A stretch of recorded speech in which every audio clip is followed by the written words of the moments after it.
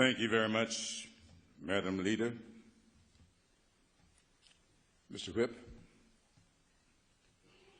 distinguished clergy all,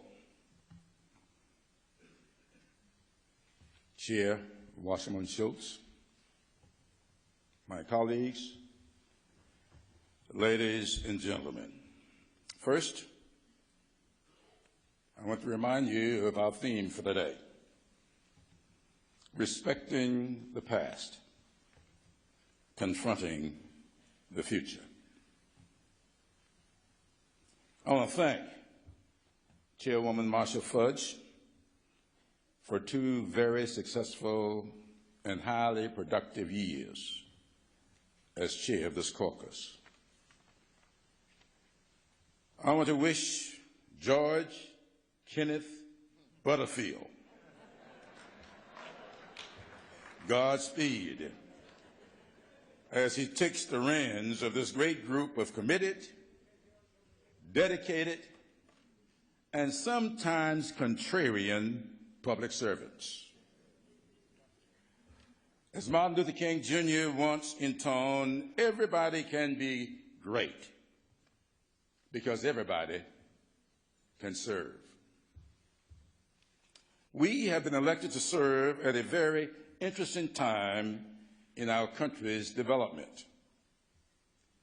The United States Supreme Court has gutted the 1965 Voting Rights Act that made it possible for us to serve. In the Citizens United and McCutcheon cases, the Supreme Court overturned 100 years of restraint on corporations' funding of political campaigns and has made money speech that cannot be reasonably regulated to protect our democracy. Legislatures all over the country are stacking and bleaching legislative and congressional districts, diluting the effectiveness of black representation and participation. State and local governments are imposing new impediments to voting and are establishing new criteria for police and citizens' uses of force, effectively undermining and rupturing the relationship that should exist between the police and the public and people to each other. There are significant movements taking place all across the country. And although they may not be new, they may be new to some of us, they are not new to the country. We have been here before. We respect election results, but we remember that Ben Tillman and Lester Maddox were elected officials who were swept into office by denigrating blacks. We respect law enforcers, but we remember that Jim Clark, Connor, were cops who built their reputations by brutalizing freedom fighters. We respect court decisions, but we remember that Dred Scott and Plessy versus Ferguson were Supreme Court decisions that relegated blacks to second-class citizenship. It took hard work and personal sacrifices to move the country to a better place.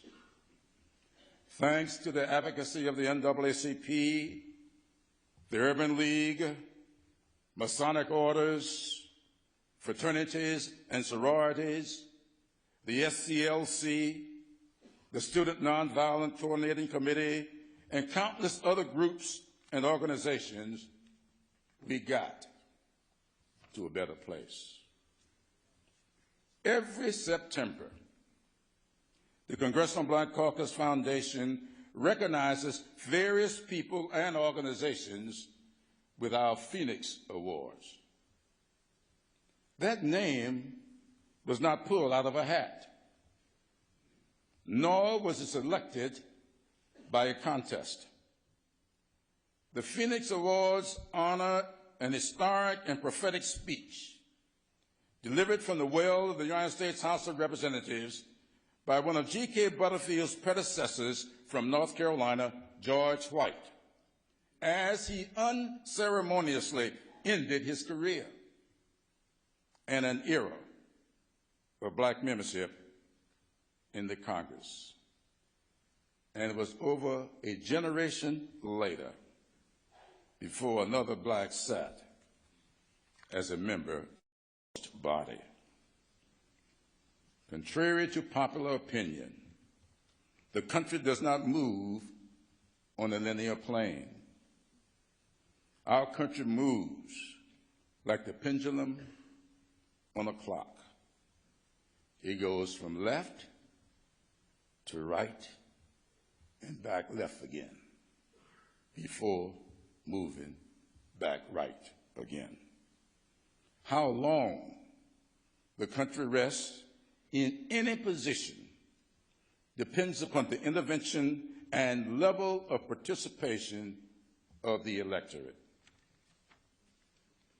In a couple of hours, we will take our seats as members of the 114th Congress. Ours is a unique but partial role.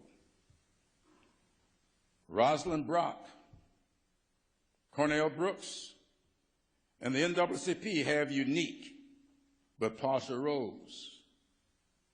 Mark Mario, Michael Needorf, and the Urban League have unique but partial roles.